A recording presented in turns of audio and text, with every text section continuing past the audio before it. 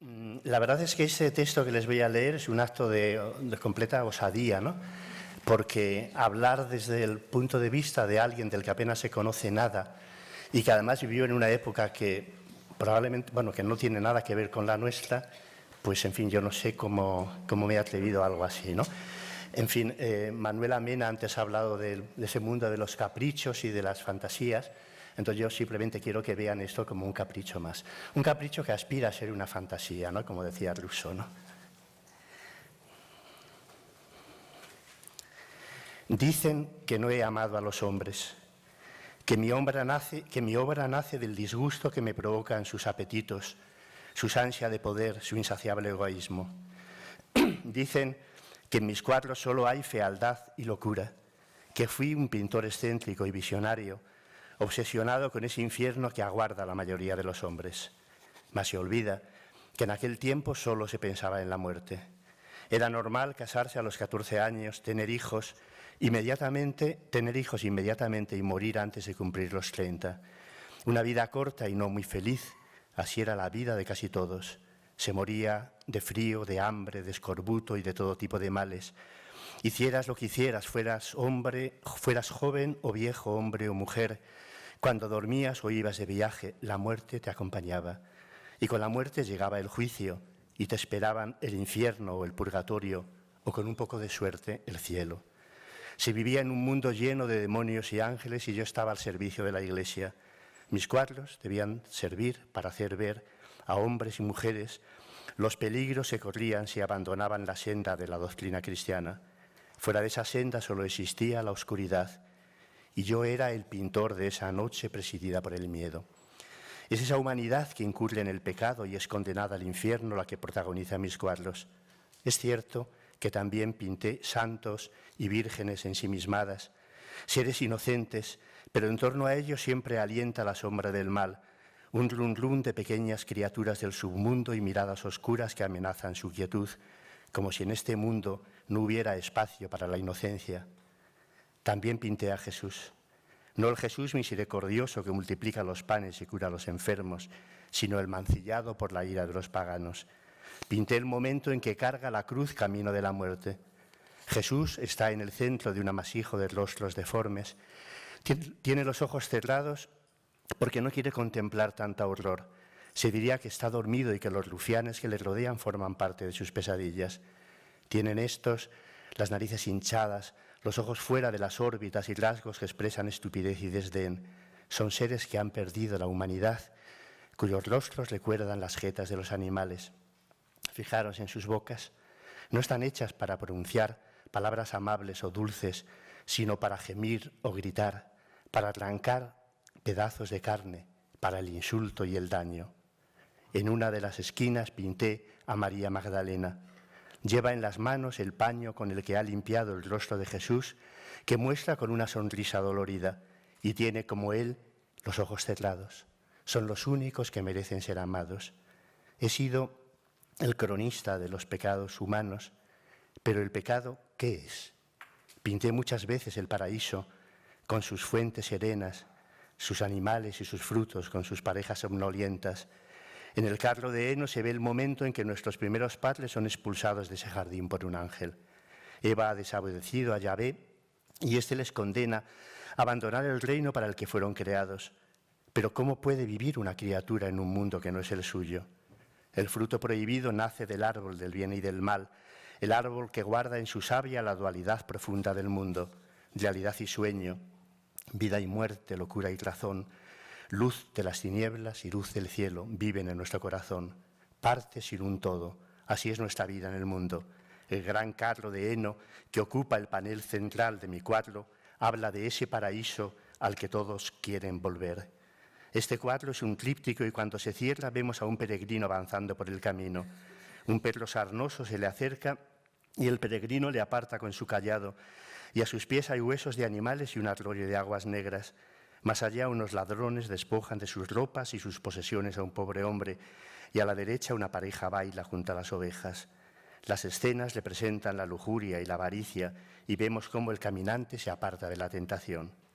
Toda carne es como el heno, y todo esplendor como la flor de los campos. El heno se seca, la flor se cae, dice un versículo de Isaías. Por eso, alrededor del carro, pinté peleas, crímenes, deseos insensatos, como si la presencia del heno volviera loco a los hombres y todos quisieran su ración de locura y felicidad antes que ese esplendor desapareciera y las flores se marchitaran. Ya os he dicho que vivíamos en un mundo oscuro y lleno de carencias, un mundo asolado por epidemias y guerras donde la vida apenas valía lo que ese heno que se pudre en el campo. En el panel de la izquierda pinté la historia de la creación. Arriba se ve el momento en que Dios expulsa a los ángeles rebeldes a causa de su soberbia y cómo al caer se transforman en sapos, insectos y en otras criaturas repugnantes. Era una forma de advertir a los hombres que si persistían en sus pecados podían transformarse en criaturas como esa. Debajo de esa escena pinté la creación de nuestros primeros padres y más abajo aún su primer pecado y el momento en que son expulsados del paraíso. Un ángel que blande una espada les indica el camino a seguir. Lo que aparece en el panel central, sin embargo, es la guerra de todos contra todos, el resultado de la maldición. Pero fijaros en el carro de heno. Es un cofre, una paca de oro, un cuenco repleto de grano. Unos lo toman a puñados, otros lo cargan sobre sus hombros o lo esconden en sus ropas. Todos los que lo quieren tener, desde los campesinos y monjas hasta los papas y los reyes. Mas el heno no disminuye, nunca se agota. El carro siempre está igual. Habla de un alimento desconocido. Y es verdad que todos se pelean a su paso, que llegan a darse muerte por quitarse los unos a otros. Es verdad que ese carro es conducido al infierno por un saltamontes con cabeza de mujer, un hombre pez, un hombre con cabeza de cuervo, uno con cabeza de pájaro, un grillo con pies de hombre. ¿Pero acaso sabemos lo que es el deseo? Una pregunta cuya respuesta nadie sabe. Eso es el deseo. Pinté este tríptico en los últimos años de mi vida para hablar del pecado, el pecado de los ángeles rebeldes al desobedecer a Dios, el pecado que motivó un exilio que nunca termina, para hablar del egoísmo, la codicia y la ambición que anidan en el corazón del hombre, pero también para preguntarme por el misterio que se guarda en ese corazón, pues si fuimos hechos a imagen de Dios, ¿cómo va a ser posible que en nosotros no se guarde huella alguna del cuerpo que tuvimos al ser creados? Quise hablar del cuerpo que estuvo en el paraíso, que está hecho de su misma luz. El heno dorado guarda la memoria de todo eso. Por eso tomarlo vuelve locos a los hombres. Es como el vino que bebemos en las fiestas. En la Biblia es Noé, el constructor del arca, el encargado de descubrírselo a los hombres. Ha plantado viñas, se bebe el zumo fermentado de las uvas y se emborracha sin querer. Al hacerlo, pierde el pudor y se pone a bailar desnudo, lo que causa la perplejidad de sus hijas. Noé, el santo varón al que Yahvé ordena la salvación de los animales y de las semillas ante el diluvio devastador, es el encargado de revelar a los hombres esa sustancia que les hará comportarse de una forma vergonzosa. 2 veces nacidos, eso somos todos los hombres. El diluvio marca el momento de la destrucción y el de ese segundo nacimiento, como la expulsión del paraíso marcó el primero. Y es en ese momento cuando Dios se ocupa de que Noé descubra el vino, y éste, al beberlo, se pone a bailar. El vino le sitúa en un mundo anterior a esa gran fractura que ha supuesto el diluvio y su terrible destrucción, y su respuesta es ese vuelco del corazón que llamamos alegría. Lo que Dios le está entregando al descubrirle los poderes del vino es la memoria del paraíso. Has sido expulsado del paraíso, le dice, pero a la vez el paraíso está aquí, aguardándote. El carro de heno representa todo eso. Yo pertenecía a la 3ª generación de una familia de pintores. Teníamos un taller con numerosos aprendices y vivíamos holgadamente de los encargos que recibíamos. Llegué a ser conocido por mi tendencia a la sátira y a lo grotesco, por mis imágenes disparatadas. Jerónimo, el pintor, me llamaban. Me casé con una mujer rica que me permitió ascender en la escala social y me dio mayor libertad para elegir el tema de mis obras. Vivía en la mejor zona de la ciudad y mi clientela estaba formada por burgueses, clérigos y nobles. Pertenecía a la hermandad de Nuestra Señora, cofradía religiosa dedicada a la Virgen en la que se defendía la meditación y la vida ejemplar.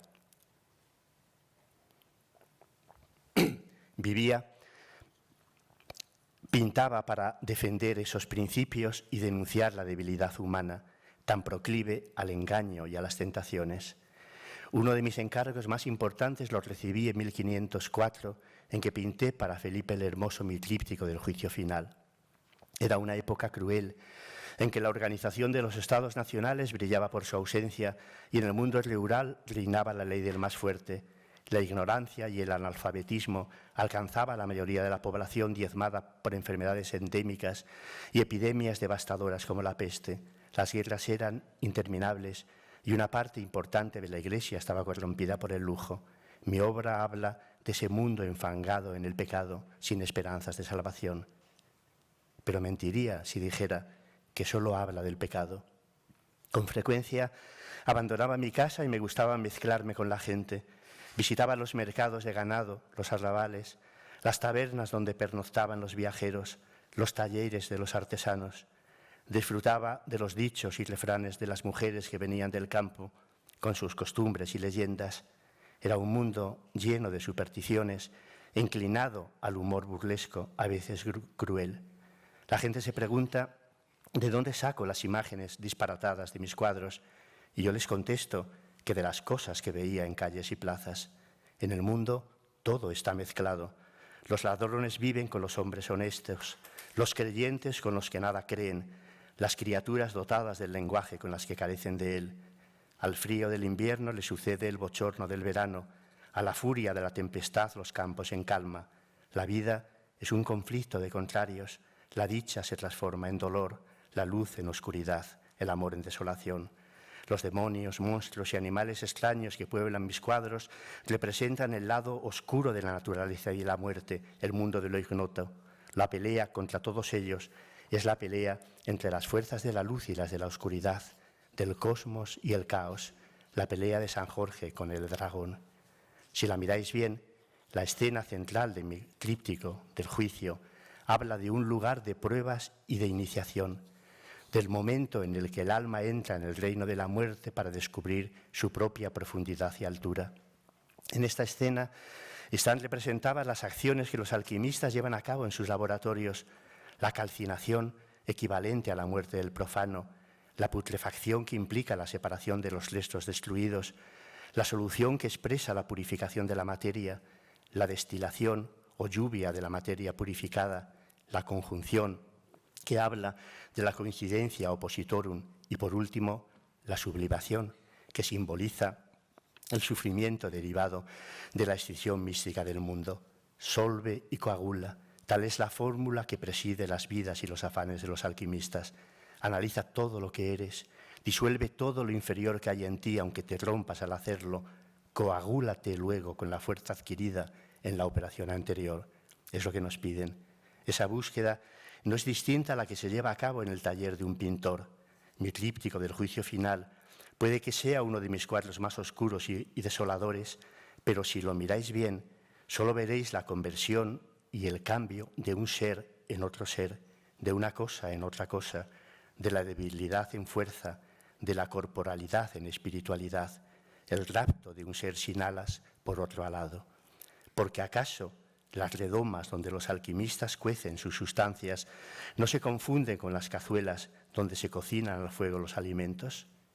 Todo en este cuadro recuerda a los hogares y los fogones de las casas, los recoldos humeantes, los cuerpos despedazados, los molinillos y las máquinas picadoras de carne, los enormes cuchillos, las cubas llenas de vino, los cadáveres tendidos al aire libre, una enorme cocina hecha para cocer a los cuerpos, porque el hombre debe nacer otra vez, hacerlo en ese otro mundo donde le espera su verdadera vida, cocer a los hombres para que puedan escapar a la naturaleza, a la animalidad, porque cocer es transformar, llevar a la materia a un estado nuevo.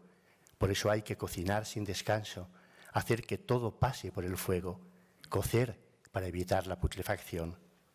Siendo niño, asistí, en la ciudad en que vivía, a un incendio devastador.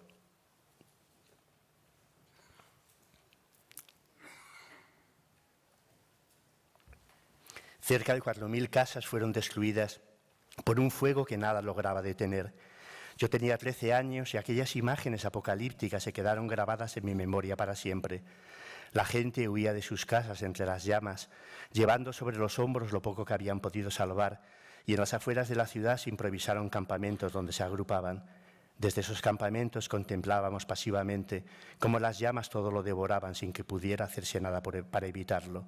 El incendio se prolongó durante toda la noche y la gente lloraba la pérdida de enseres y propiedades que los más pobres no tendrían ocasión de recuperar. Al atardecer del nuevo día, el incendio empezó a declinar y la noche nos sorprendió en un paisaje de rescoldos que se mantuvieron activos un día y una noche más, y solo al llegar la tercera noche la gente pudo acercarse a los lugares donde estaban sus casas para calibrar el alcance de la destrucción. Todos los incendios que aparecerían luego en mis cuadros tienen que ver con lo que vi y viví en ese tiempo. No es posible olvidar algo así. Unos lloraban lamentándose de su mala suerte por haber perdido lo poco que tenían, o buscaban a sus familiares y amigos para darse mutuo consuelo, o iban a por lo que quedaba de sus propiedades haciéndose con lo poco que se había podido salvar y que yacía en el suelo, sin dueño ni ley que lo amparara. Otros, desesperados, se lanzaban entre las cenizas y las vigas quemadas y llegaban a herirse y a quemarse buscando algo de valor. Las leyes que regían la ciudad habían quedado suspendidas y cada uno hacía lo que le daba en gana, y así, mientras los más compasivos y amables se compadecían de lo que veían y no podían dejar de lamentarse y llorar, otros daban salida a sus bajos instintos y aprovechaban para llevar a cabo cuantas bellaquerías se les pasaban por la cabeza. Mientras tanto, en los campamentos improvisados, al lado de los que no dejaban de llorar y se lamentaban de sus pérdidas, muchos se daban a la bebida o se dejaban llevar por sus apetitos, como si pensaran que lo mejor que podían hacer era divertirse, disfrutar y cantar, satisfacer sus apetitos y hasta burlarse de cuanto ocurría, como si todo se tratara de una broma macabra en la que tuvieran que participar con sus desatinos y risas. Y así entraban en las casas ajenas buscando entre las vigas quemadas cosas que les agradaran y que se pudieran llevar, pues todo estaba abandonado y las cosas eran comunes y las usaba el extraño si así le convenía, igual que su propio dueño. Había desaparecido la autoridad de las leyes humanas y divinas y no había magistrados que las hicieran cumplir, y en medio de aquel estado de aflicción y miseria todas las delicadezas humanas habían desaparecido, llegando al extremo de que nadie se inquietaba de encontrar entre las ruinas los restos calcinados de hombres, mujeres y niños que habían perecido entre las llamas, igual que hoy nadie se inquieta por la muerte de una cabra. En aquellos campamentos muchos se comportaban como si nada les importara. Algunos se emborrachaban, otros asaban a fuego los animales que acababan de despedazar. Las parejas buscaban la oscuridad para fornicar y los niños permanecían despiertos, mirando temblorosos el fuego. Las imágenes sagradas que se habían salvado de las iglesias estaban junto a los aperos de labranza, los cálices junto a los enseres de las casas, los cuchillos de la matanza sobre los instrumentos de música, las barajas y las cubas de vino junto a los libros de oración. Incluso a las mujeres, por jóvenes, bellas o nobles que fuesen, no les importaba mostrarse ante los demás semidesnudas, dejando ver todas las partes de su cuerpo, y proferían palabras burdas e hirientes, contrarias a la natural discreción que corresponde a su sexo. Todo estaba mezclado, roto. El mundo era una colección de fragmentos imposible de conciliar entre sí. Y una de esas noches, un grupo de muchachas tomaron un burro que andaba por allí y le llevaron donde los demás estaban bebiendo y cantando. La habían adornado con una guirnalda de flores y de sus aperos y cabezada colgaban borlas de colores y campanillas de plata. Una de las jóvenes llevaba una túnica de lino blanco con franjas azules, con un largo velo ribateado en rojo y unas graciosas sandalias bordadas. Las otras lo rodearon para acariciarlo. Una de ellas se acercó a su oreja y musitó algo entre risas, y dos más la imitaron. Le pedían que se cumpliera sus deseos, como si fuera un pequeño dios de los caminos, mientras la luz del atardecer iluminaba sus grandes ojos negros que parecían bañados en miel. Luego le llevaron heno y frutas que pusieron a sus pies y se pusieron a bailar junto a él, lo que atrajo la curiosidad de la gente que se iba sumando al alegre corro. Transformaban a un polvoriento burro de los caminos en un ser celestial al que todos querían adorar. Y recordé aquel pasaje en la Biblia en que Moisés abandona a su pueblo y asciende al monte Sinaí para encontrarse con Dios, y cómo pasan los días y tarda en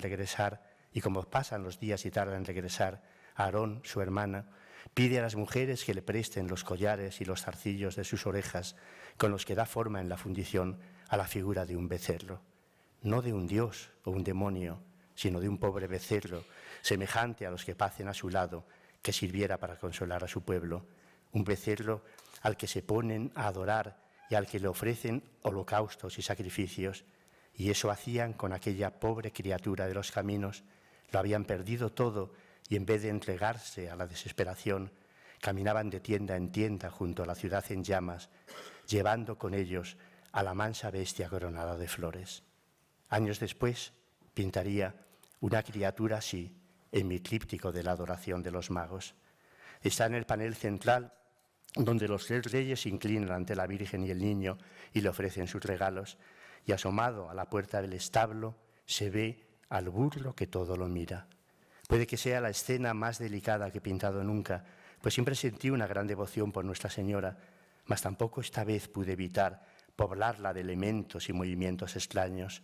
2 ejércitos que se enfrentan en la parte superior del cuadro, mientras malignos pastores trepan al tejado del pesebre. El rey negro viste ropajes adornados con enigmáticos símbolos y un dragoncillo se enrosca sobre el vaso de su ofrenda. Un sacerdote oriental enjollado, con una sonrisa que más parece una mueca, enseña en la puerta del pesebre una pierna llena de llagas, y un viejo contempla siniestro la escena desde un ventanuco. En el panel de la derecha se ve a José secando al fuego los pañales del niño. Solo mi burro mira sin esperar nada, sin pensamiento. Solo él ve de verdad, pues todo lo acepta. Siempre era así. E incluso en mis cuadros más queridos, los que contienen las imágenes de mi devoción, no podía evitar introducir esos elementos extraños, ese mundo de lo deforme y maldito, y mentiría si dijera que no gozaba al hacerlo. Algo me decía mientras pintaba que no debemos abandonar prematuramente esa vida desfigurada, que saldremos ganando si no lo hacemos, porque ¿qué hacen allí los seres depravados? ¿Qué buscan junto al pesebre? Quieren ver, acercarse al misterio. Su presencia abre una grieta en lo real, una fractura por donde huyen nuestras certezas. ¿Pero acaso Jesús no era como ellos? ¿No vino al mundo para abrir una grieta así? Defendió a las prostitutas, devolvió la vista a los ciegos, maldijo a los sacerdotes y a los poderosos, rompió el equilibrio del mundo al regresar de la muerte. Lo grotesco es una conducta que desequilibra las cosas, que nos hace preguntarnos por lo que no comprendemos: la muerte, la locura, la risa, lo maldito, el mundo del sueño. Una conducta que provoca en nosotros una visión. Fijaros en lo que les pasa a mis santos. Están como dormidos, no protestan. Las cosas extrañas que les suceden apenas les afectan. No luchan contra el mal, no se enfrentan a sus visiones. En el panel derecho de mi tríptico de las tentaciones de San Antonio, unas criaturas aladas que recuerdan insectos llevan al santo por los aires y más abajo un grupo de hombres lo cargan dormido en sus brazos. El santo no hace nada por rebelarse, acepta mansamente lo que le sucede, se comporta como un viajero abandonado en un país del que todo lo desconoce. Alguien que abre los ojos y se descubre en un mundo poblado de criaturas incomprensibles y de misteriosas transformaciones. Viajeros inmóviles en mundos que no existen, esos son mis santos. Fijaros en el panel central de este cuadro. Unos monstruos vuelan por el aire, otros escapan del fuego o se arrastran por la tierra, y los hay que bullen agónicas en las aguas negras del río. Personajes siniestros se reúnen en torno a una mesa y otros no menos extraños surgen de una cereza. Al fondo vuelve a verse un incendio. Sus llamas transforman en oro lo que tocan, mientras disparatadas máquinas voladoras surcan el espacio. Hay una torre que recuerda la Torre de Babel, un animal de oro y una mujer vaina que lleva a un niño en los brazos. Los animales, los vegetales y los hombres conviven en un plano de igualdad, y en la torre alguien señala un crucifijo, como si este fuera una extravagancia más en este mundo disparatado. El santo está rezando, nadie le presta demasiada atención, es una criatura más entre los otros. Así son mis santos, no hay melancolía en ellos, no anhelan cosas que no pueden tener, no se preguntan por lo que les pasa, están aislados, son los guardianes de un misterio que a nadie importa, los príncipes de su propio fracaso. Se parecen al burro de mi adoración, quieren permanecer en la puerilidad del sueño, que su vida se confunda con un vago flotar. Incluso mi San Cristóbal parece a punto de dormirse mientras camina llevando al niño en sus brazos. Es el gigante que ayuda a los caminantes a cruzar el río, el portador compasivo para quien el peso de los niños se confunde con la dulce gravidez del sentido. En otro de mis cuadros se ve a San Antonio sentado en el hueco de un árbol y a su lado dormita un cerdo de aspecto amigable que lleva una campanilla en la oreja. Están a la orilla de un río y malignas criaturas se acercan sigilosas por las aguas. Una de ellas porta un cuchillo y un arco, otra, la más demoníaca, tiende su mano con una uña afilada como un bisturí. A su espalda, nuevos seres se acercan a él por el prado. Son siniestros soldados o tal vez criaturas que han tomado armaduras, escudos y cascos del campo de batalla y los llevan sin comprender exactamente su función. Es un mundo de armaduras rotas, de armas abandonadas, de cuerpos mutilados, de deseos incomprensibles. Más allá hay un bosque, colinas lejanas, ciudades sin ventanas, calles por donde no pasa nadie, muros que parecen de hielo. Y el santo está allí, sin hacer nada. Tiene la mirada perdida, las manos apoyadas en un cayado y la barba sobre el pecho. Apenas hace caso a las criaturas que se acercan en él. No ve en ellas representaciones del mal, pues de otra forma, ¿cómo podría estar tan sereno? Es como si todo eso formara parte del plan de Dios que permite al diablo que envíe tribulaciones a los seres por el bien de sus almas. La santidad es consentir, dejar que esas criaturas corran a tu lado, que te lleven por los aires, escuchar sin queja sus gritos en las noches, habitar un mundo de degluciones y demandas oscuros, inquilinos de la vida desfigurada. Esos son todos mis santos. Pintaba para defender la verdad cristiana, para hablar del camino de la salvación y advertir sobre los peligros de la caída, pero también para relacionarme con lo escondido, con lo que permanecía oculto. Mi padre pertenecía a la Hermandad de Nuestra Señora y siendo yo apenas un niño le encargaron los trabajos de embellecer la capilla dedicada a la Virgen en la iglesia de San Juan. Trabajamos en una vidriera, en remozar las paredes y limpiar la piedra, en un crucifijo y en varios candelabros. A veces la noche nos sorprendía en esas labores y teníamos que servirnos de antorchas para continuar. Me gustaba pasearme por la iglesia y ver las figuras de capiteles y frisos a la luz de aquellas antorchas. Hombres peludos, dragones, mujeres deformes poblaban los capiteles, cuerpos de monstruos y peones estaban sentados a horcajadas en los arbotantes que sostenían el techo. Estaban allí para estimular la oración o la plegaria de los peregrinos, para denunciar las miserias de los hombres y satirizar sus costumbres impías. Sin embargo, a la luz temblorosa de la antorcha se animaban y se volvían presencia viva, materia que bullía de significados y apetencias. Y aprendí a amarlas en secreto, no importa lo extravagantes que pudieran resultar. Hablaban de un mundo que no se había terminado de crear, de artesanos que no se cansaban de ensayar combinaciones nuevas en la piedra, de descubrir las relaciones íntimas y secretas que hay entre las cosas.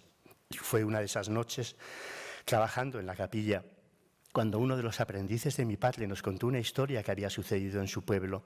Él apenas era un niño cuando un joven vecino suyo recibió en herencia un extraño animal, mitad cordero, mitad gato. Todos se acercaban a su casa para verlo y hacerle esas preguntas que no se pueden contestar. ¿Quién era? ¿De dónde venía? ¿Si había existido otro como él? ¿Si acaso alguna vez tendría descendencia? De pronto, aquel extraño ser saltaba sobre las piernas del muchacho y acercaba el hocico a su oído, tratando de decirle algo. Y para ser complaciente con él, el muchacho hacía como si le estuviese entendiendo y asentía con la cabeza. Entonces, el animal saltaba al suelo y empezaba a bailotear a su alrededor. No se sabía de dónde venía aquel ser. Se decía que lo había recibido en herencia de un tío suyo, maestro en las artes de la alquimia y la brujería, y que era el producto de uno de sus experimentos prohibidos. Sin embargo, no provocaba repugnancia ni miedo, y los niños querían acercarse a él para acariciarle y cogerle en sus brazos. Hablaba de un mundo que nada tenía que ver con el nuestro, lleno de miseria y oscuridad, de un mundo donde lo maravilloso aún tenía un espacio en la vida de los hombres. Entonces, aún creíamos en esas cosas, y no era raro escuchar en boca de los viajeros historias semejantes, historias que hablaban de lugares remotos, habitados por seres que en nuestro mundo no se conocían. Algunos tenían un solo ojo, otros tenían los pies al revés, otros eran de dos sexos y tenían el pecho derecho de hombre y el izquierdo de mujer, y si se acoplaban podían concebir y engendrar alternativamente. Otros no tenían boca y respiraban tan solo a través de la nariz. Otros no medían más de 1 metro y por eso los griegos los llamaban pigmeos. En cierto lugar, las mujeres podían concebir a la edad de 5 años y no vivían más de 8. Cuentan también que existía un pueblo de hombres que tenían una sola pierna y no flexionaban la rodilla, aunque eran velocísicos. Se llamaban esciápodos porque en verano, cuando se tumban en el suelo, se protegen con la sombra de su propio pie. Me nutría de la contemplación de las piedras talladas de las iglesias con sus gárgolas y grifos, pero también de las estampas que circulaban por los mercados y de las imágenes de salterios y de los libros de las horas. Me nutría de los bestiarios y de los relatos de Plinio el Viejo y de otros como él. Había entonces una gran afición a coleccionar piedras grabadas con fantásticas combinaciones de cuerpos humanos y animales a los que se concedían poderes mágicos, y los niños los buscábamos en los puestos del mercado para verlos. Contenían todo tipo de anomalías orgánicas, cabezas de las que surgían piernas, brazos o pies empotrados en las cinturas, cuerpos humanos con cabezas de animales. Aquel mundo, ya lo he dicho, no era tan distinto al que encontrabas en calles y plazas. Ciegos que maldecían a los paseantes, que les negaban una limosna, mutilados que exhibían sus muñones, enanos que mostraban sus órganos sexuales, prostitutas que ofrecían sus cuerpos llenos de llagas, niños deformes, muchachas con los vientres hinchados como vejigas, ancianos que dormían en los establos al calor del ganado. No son diferentes a las criaturas que pueblan mis cuadros. Todos quieren vivir. Todos se sienten insatisfechos e incompletos, todos buscan algo que nunca tendrán, amantes encerrados en huevos gelatinosos, árboles cuyas ramas se confunden con miembros humanos, ratas con alas de insecto, aves cuyos picos se trocan en trompetas, cuerpos emplumados y con cola de lagarto. Les hablaban aquellos hombres y mujeres de su propio corazón, también lleno de deseos incumplidos, de pensamientos absurdos que no sabían cómo llevar al mundo. Se dice que pocos han pintado infiernos más temibles que los míos, y puede que sea cierto. Dragones, culebras, peces y escuerzos se mezclan en ellos con guerreros y soldados torturadores, con flechas, ollas y trompetas, con fogatas y ruinas. Animales y hombres se confunden entre sus llamas, dando lugar a criaturas repugnantes que simbolizan las abyecciones humanas y los desvíos de la sexualidad. En mi tríptico del juicio final, algunos cuerpos son mordidos por serpientes, otros se abrasan en hornos. Un demonio femenino con patas de ave cocina a un desdichado a fuego lento junto a 2 huevos blancos. Una mano emerge de un pequeño e indefinible cuerpo verde y atraviesa con el extremo fino y puntiagudo de una espada de hoja blanca a un desgraciado. Otra criatura espeluznante, arrodillada ante una daga con la que perfora los oídos de un torturado que yace recostado con sus brazos abiertos y sus rodillas genuflexas. Pero esa criatura, con un embudo en la cabeza, el enano con sombrero rojo y cola de lagarto, la cabeza con piernas que lleva un naipe en la boca, los hombres rueda, la monja que cocina cuerpos humanos, ¿acaso no son como los bufones que en las ferias nos consuelan de las miserias de la vida? Aún más, ¿no hay en esas obscenidades y locuras algo que nos obliga a prestarles atención? No me hice famoso por defender ante los hombres la doctrina cristiana, sino porque me transformé en su bufón. Así fue como mi nombre no tardó en ser conocido por las cortes de Europa. Los príncipes pagaban grandes sumas por mis cuadros y se formaban colas interminables para contemplarlos, pero si iban a verlos era porque disfrutaban con sus extravagancias. Querían que le mostrara ese carro de heno que nunca se agota, que les hablara del cuerpo que lo roba, que lo esconde entre las ropas, de esa belleza inexplicable que hay en todo lo condenado, el sexo, las pasiones, los sueños. ¿Habéis visto cómo en las catástrofes los niños siempre encuentran la manera de entregarse a sus juegos y así unos dan en bañarse en las calles con que el agua inunda, otros en deslizarse por los tejados hundidos por el peso de la nieve y otras más levantar sus moradas secretas entre las vigas de la ciudad destruida por las guerras? ¿Les habéis visto jugar con los objetos que flotan en el agua, buscar en los campos de batalla las armas de los soldados muertos, jugar en las ramas del árbol en el que ayer mismo alguien se ahorcó? Yo era como ellos. Mi reino eran las ruinas del corazón humano, el árbol del ahorcado donde juegan los niños. Eso es toda mi obra. No era un rebelde, nunca lo fui.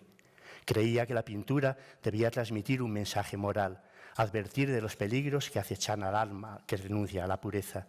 Me limitaba a servir a una doctrina en la que creía fervorosamente. Sé que muchos opinaban que estaba loco, que mis monstruos y quimeras alimentaban extrañas herejías que hacían del cuerpo y de los excesos su única razón de ser.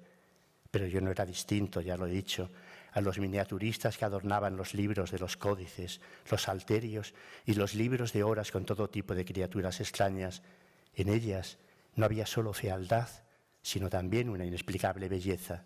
Te decían que el secreto tiene márgenes felices, estratagemas, misteriosas alianzas, y yo me limité a hacer de esos márgenes y esas alianzas el centro de mi obra. A menudo pintaba por las noches, cuando todos habían abandonado el taller. Entonces, y a la luz temblorosa de las velas, las criaturas que poblaban mis cuadros parecían llamarse y animar a otras nuevas que surgían de la penumbra. Me sentía como un ladrón que aprovechaba la oscuridad de la noche para robar, porque en aquel mundo todo estaba escrito, los preceptos, las oraciones, los ritos. Cada figura, cada símbolo tenía un significado que no cabía alterar, y así las ratas se asociaban a las mentiras que distancian de la verdad divina, las colmenas y la miel al placer sexual, el sapo a la hechicería y a las prácticas de los herejes. Nuestros cuadros hablaban del peregrinar del alma por este mundo lleno de tentaciones, desde su salida del paraíso hasta su entrada en el infierno, que era el final casi inevitable de ese camino. Vivíamos dentro de un sueño que había sido soñado por otros, que a su vez lo habían tomado de quienes les habían precedido. En él se decía quiénes éramos, cómo teníamos que vivir, los seres a los que teníamos que adorar. Era un sueño que había dado lugar a los templos y las imágenes más resplandecientes, la música más dulce, los sentimientos más nobles, donde se hablaba de la redención y del triunfo sobre la muerte. ¿Cómo no querer formar parte de él? Y sin embargo, en aquellas noches, solo en el taller, yo era como el soldado que abandona en la noche las puertas del palacio que guarda y se interna en la oscuridad en busca de algo inexplicable. De esa oscuridad vienen todas las criaturas que pueblan mis cuadros, y pensé en la historia de aquel aprendiz que nos había contado acerca del extraño ser que un conocido de su pueblo recibió en herencia, y en cómo todos lo iban a ver y le hacían esas preguntas maravillosas que no cabe contestar: de dónde procedía, cuáles eran sus costumbres, si acaso había en el mundo otras criaturas así. Y era como si también las criaturas que pueblan mis cuadros saltaran sobre las piernas de los que les iban a ver y, acercando sus hocicos a sus oídos, se pusieran a decirles cosas que les forzaran a prestarles la mayor atención, a pesar de que no las entendían. Porque esas criaturas hablaban de ese único sueño en que vivíamos todos. Decían que en nuestro corazón hay lugares que todavía no existen, y para que pudieran hacerlo debían entrar en él esos mensajeros de la noche. Y comprendí lo peligroso que es dejar que los demás sueñen por ti. No importa lo confortables que puedan ser los lugares que te ofrecen, porque ¿acaso la historia no estaba llena de reyes y cardenales que paseaban con la razón perdida por palacios y templos que no podían abandonar?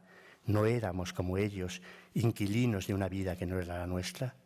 Y un día, en la catedral, cuando el obispo bendecía el cádil con las sagradas formas para la comunión, me fijé en los rostros de los que estaban arrodillados en pasillos y bancos.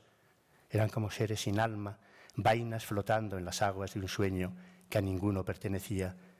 Y supe que los sueños de los poderosos devoran a los que no sueñan, que pasan a ser sus víctimas sin saberlo, y que la única forma de defenderte de eso es buscar un refugio en tus propios sueños, aunque no valgan nada. Un sueño dentro de otro sueño. Eso fue desde entonces la pintura para mí. Fue a ese sueño al que dediqué el cuadro que entre todos los míos es el que prefiero. Lo llamé La variedad del mundo, aunque a causa de su panel central todos lo conozcan por el Jardín de las Delicias. Sus árboles están llenos de frutos rojos. Son los frutos del árbol de la vida, y la embriaguez que causa no es distinta a la que hizo bailar a Noé al beber el zumo fermentado de la uva. Por eso todos en el jardín están desnudos. Todos danzan en torno a una pequeña laguna llena de muchachas que juegan. Esa danza, como la de Noé, nos devuelve la memoria del paraíso. Y esa es la razón de que haya en el jardín tanta calma y que los cuerpos, aun estando juntos, apenas lleguen a tocarse y que una dulce somnolencia todo lo invada. Sé que se ha dicho que esos cuerpos que se esconden en vainas y cáscaras resquebrajadas evocan el momento en que Adán y Eva se esconden de la mirada de Dios, que tubos y esferas de cristal recuerdan los instrumentos con los que los alquimistas quisieron cambiar las leyes de la naturaleza y ofender a Dios, y que en la danza de los cuerpos y sus posturas diversas representé todas las formas de la lujuria y el placer sexual que inflama la imaginación de los hombres. Pero los que dicen esto olvidan que en mi jardín no existe el pecado. La variedad del mundo, así lo llamé, queriendo hablar de ese mundo de deseos insensatos y dulces que anida nuestro corazón. Hombres, vainas, muchachas que juegan en las lagunas, se mezclan con garzas y otros seres alados, jinetes montados en ciervos, unicornios y osos, amantes ensimismados recluidos en misteriosas bolas de cristal, hablan de ese reino de incesantes transformaciones que reclama el deseo. Estamos en el reino de la metamorfosis, un reino donde los hombres se aparean con sirenas y los árboles están llenos de diminutos frutos rojos que todos quieren probar, donde seres humanos y animales y plantas viven en un plano de igualdad. Un reino que recuerda aquel monte santo descrito por el profeta Isaías, donde el lobo y el cordero eran apacentados juntos, el león comía paja junto al buey, el polvo era el alimento de la serpiente y donde no existía ni aflicción ni daño alguno. Un reino de silencio donde se habla el lenguaje de las cosas mudas. Así es mi jardín. No están allí nuestros recuerdos, sino lo que hemos olvidado. Un mundo de fuentes de ámbar y de secretos de los que no somos dueños. Es inútil que preguntéis por su significado, pues todo lo que pasa en él es indecible. Porque esa mujer que ofrece a su compañero un fruto rojo, ¿qué le está ofreciendo? ¿Por qué se lo da a probar? Y los amantes que viven en el interior de una manzana, ¿qué hacen allí? Ese ave delgadísima y el árbol que crece a su lado, ¿por qué están? ¿De quién es la pierna que asoma sobre el agua? ¿Qué hacen los grupos de jinetas o de jóvenes que se bañan en la laguna central? Cada cosa, cada criatura, guarda un secreto que ni yo mismo, que todo lo pinté, podría explicar. Pues ¿acaso un pintor sabe lo que hace? No, no lo sabe. Pues la pintura solo nos espera en el punto en el que no nos estaba destinada, donde no era para nosotros. Somos entonces como aquellos judíos que durante el Éxodo, y cuanto más desesperados estaban, asistieron al milagro del maná. Estaban perdidos y hambrientos, creían que nada bueno volvería a sucederles y vieron aquellos copos blancos cayendo del cielo y cómo en su boca se transformaban en la fuente de las delicias. Eso es lo que significa la palabra maná en su lengua. ¿Qué es? Veían caer aquella hermosura y se preguntaban, ¿qué es? Fijaros ahora en mi jardín. ¿Acaso no veis caer los copos blancos? ¿No veis cómo todos quieren probarlos? Fijaros en las muchachas que hay en la laguna central. Algunas llevan frutos rojos en la frente, otras dialogan con garzas y cornejas. Las de raza blanca se mezclan con naturalidad con las de raza negra. No sabemos qué hacen allí, qué esperan. Se comportan como si pensaran que les basta con extender sus manos para tomar lo que quieren. Ved ahora el círculo de los jinetes. Unos llevan huevos o peces, otros se cubren con pétalos inmensos o hacen acrobacias sobre monturas que unas veces son caballos, otras dromedarios, cerdos, vacas, leones. ¿No les veis alzar las manos, adoptar todas las posturas inimaginables, como esperando recoger algo del cielo? Y todos los otros, los que en círculos aún más amplios reposan en la hierba, se ocultan en mejillones o vainas o se transforman en flores, ¿qué esconden? ¿Por qué necesitan buscar los lugares más imprevistos para guardarlo? Esa muchacha, por ejemplo, que yace junto a un joven cuya cabeza es un fruto azul, ¿por qué lo mira así? ¿Qué esconde un corazón como el suyo? ¿Qué es? ¿Qué es? Oímos decir por todos los rincones del jardín, y es como si el maná siguiera cayendo en el mundo. Hemos sido expulsados del paraíso, pero a la vez permanecemos eternamente en él. Es lo que nos dicen esos copos que no vemos. Ya soy un viejo. El tiempo ha pasado por mi vida sin que me diera cuenta y de pronto me descubro enfermo y cansado. He dejado de pintar y el taller que tanta fama nos dio permanece cerrado. Vivo solo, pues mi mujer murió hace años y mis hijos tienen cada uno su propia vida. Algunas tardes voy a ver a un viejo amigo. Es orfebre y a pesar de su edad sigue trabajando en su oficio y me entretengo viendo cómo lo hace. Es hermoso ver el cuidado con que labra la plata, su paciencia, que de esos gestos tan humildes surjan custodias e imágenes que luego resplandecen gloriosas en los altares. La otra tarde, estando a su lado mientras trabajaba, oí parloteos y risas que venían del patio y me asomé a la ventana. Allí estaban las jóvenes nietas de mi amigo con otras amigas. Se estaban lavando y sus melenas brillaban sobre los hombros mojados. Eran como las muchachas que pinté en la laguna central de mi jardín y me pregunté si acaso la religión que profesábamos no se había equivocado al descartar el éxtasis por los misterios y los presentes de esta vida. Aún más, no nos excluía de aquel monte santo descrito por el profeta al hacer del amor terrenal y el celestial reinos irreconciliables. Mi madre solía cantarme una canción que hablaba de una novia. Alguien le preguntaba que cuál era su dote y ella contestaba que su propio corazón lleno de alegría. Mi madre me decía que había visto morir a muchos hombres, todos dormían profundamente bajo la tierra. Allí no tenían confidentes, ni amigos, ni amantes. Numerosísimos eran aquellos que habían partido, hombres y mujeres como nosotras, pero no había oído a nadie decir que nadie volviera, a nadie jamás. Y no quería que yo viviera en un mundo lleno de quimeras. El corazón de una novia era lo que deseaba para mí. Y viendo a aquellas muchachas jugar y reír en el patio, comprendí que nunca había dejado de buscar lo que ellas tenían. Con sus juegos y risas te decían que en el mundo hay lugares donde no existe el pecado y que te podían llevar a ellos. Mi cuadro, El jardín de las delicias, habla de ese lugar sin culpa que es la felicidad. No perdáis el tiempo tratando de explicar qué significa, ni hagáis caso a lo que se cuenta de él. Habla de la gracia.